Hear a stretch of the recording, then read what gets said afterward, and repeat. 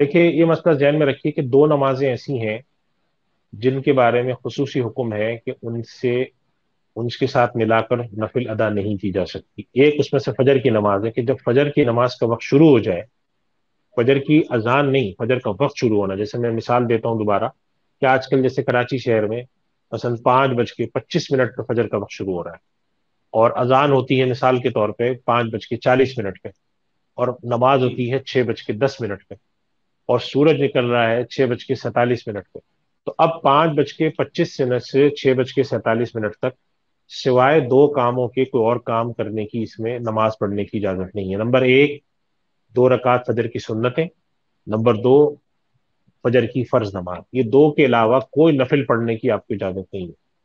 अलबत्ता अगर एक शख्स ऐसा है कि उसने, अल्लाह ताला ने तौफीक दी और उनकी आंख जल्दी खुल गई, मिसाल के तौर पे किसी शख्स की आंख आजकल कराची में अगर 5 बजे खुल जाती है, तो इंशाल्लाह उसको ताजुद भी मिल जाएगी, चूंकि आधा घंटा 20-25 मिनट होते हैं।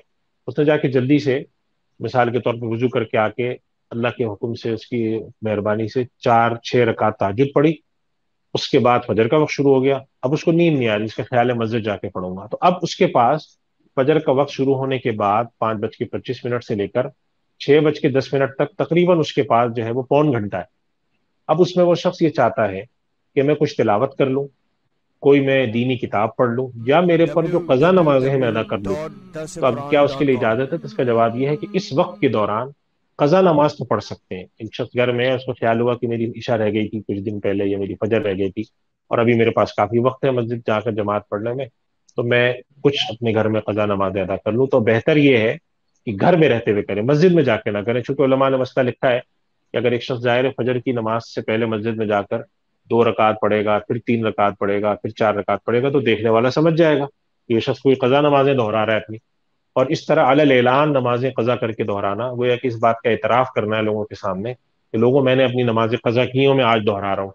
और अपना गुनाहों का या अपने गलत कामों का या ऐसी चीजों का जो कि नापसंदीदा है, अलल ऐलान इस तरह से चर्चा करना, शरीयत ने इसको पसंद नहीं किया। तो बेहतर है कि कजा नमाजें अगर किसी को पढ़नी है फजर का वक्त शुरू होने के बाद, उसके पास वक्त है, तो वो कजा नमाजें अपनी दोहरा सकता है, चाहे वो फजर की कजा नमाज हो, कोई भी फर्ज कजा नमाज हो, फजर की हो, असर की हो, मगरिब की हो, जुहर, कोई सी भी नमाज अदा की जा सकती है। मैं इसमें एक और वजाहत कर दूं जो एक बसा औकात लोग गलतफहमी से समझते हैं कि बाद लोगों के जहन में ये बात होती है कि अगर मैं फजर की नमाज से पहले वक्त है और मैं कोई कजा नमाज अदा करना चाहता हूँ, तो मैं सिर्फ फजर की ही कजा अदा कर सकता हूँ।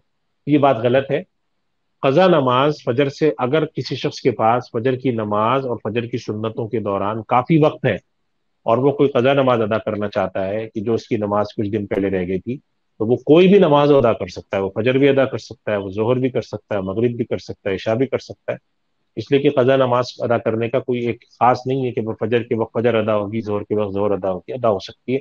बस एहतमाम वो करें जो मैंने अर्ज किया, कि एहतमाम ये करें कि मस्जिद में जाके ना करें, ताकि लोग उसको देख कर ना समझ जाए कि अच्छा ये फला साहब है और इनकी नमाजें कजा हुई थी, और अड़े ऐलान आके ये नमाजें अपनी वापस जो कजा है उसको दोहरा रहे हैं।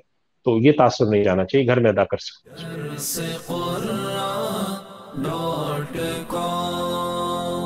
www.thequran.com